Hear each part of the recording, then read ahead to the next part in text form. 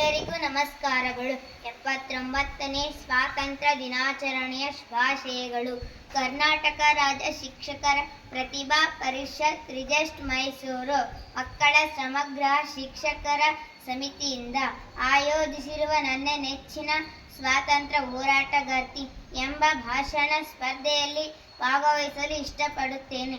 ನನ್ನ ಹೆಸರು ಎನ್ ರಾಧಿಕಾ. 4ನೇ ತರಗತಿ. ಶಾಲೆಯ ಹೆಸರು ಸತೀಪುರ ಶಾಲೆ, ಅಡವಿಹಳ್ಳಿ, ತಾಲೂಕು ಹರಪನಹಳ್ಳಿ, ಜಿಲ್ಲೆ ವಿಜಯನಗರ. ಕಿತ್ತೂರು ರಾಣಿ ಚೆನ್ನಮ್ಮ ಸ್ವಾತಂತ್ರ್ಯ ಪ್ರಥಮ ಮಹಿಳೆ ಹೋರಾಟಗಾರ್ತಿ. ವಂದನೆಯ ಶಿಕ್ಷಕರೇ, ಅತಿಥಿಗಳೇ ಹಾಗೂ ಸ್ನೇಹಿತರೆ, ನಮಸ್ಕಾರಗಳು.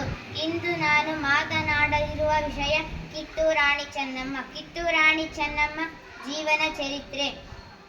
ಕಿತ್ತೂರು ರಾಣಿ ಚೆನ್ನಮ್ಮ ಅವರ ಸ್ವಾತಂತ್ರ್ಯ ಹೋರಾಟದ ಇತಿಹಾಸದಲ್ಲಿ ಪ್ರಥಮ ಮಹಿಳೆ, ಅಪರೂಪದ ಮಹಿಳೆ ಚೆನ್ನಮ್ಮ ಅವರ ಸ್ವಾತಂತ್ರ್ಯ ಹೋರಾಟಗಾರ್ತಿ. ಜನನ ಮತ್ತು ಬಾಲ್ಯ.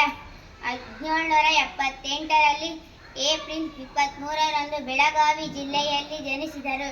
ಚಿಕ್ಕ ವಯಸ್ಸಿನಲ್ಲೇ ಶಸ್ತ್ರಾಸ್ತ್ರಗಳ ಬಳಕೆ ಇತ್ಯಾದಿಗಳನ್ನು ಅಭ್ಯಾಸ ಮಾಡಿದರು.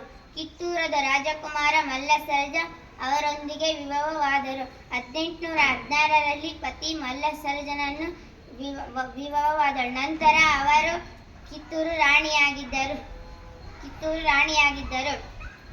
ಅವರ ಮಗು ಕೂಡ ಶೀಘ್ರದಲ್ಲೇ ಸಾಯಿತು. ಇಷ್ಟು ಹೇಳಿ ನನ್ನ ಚಿಕ್ಕ ಭಾಷಣವನ್ನು ಮುಗಿಸುತ್ತೇನೆ. ಜೈ ಹಿಂದ್, ಜೈ ಭಾರತ್.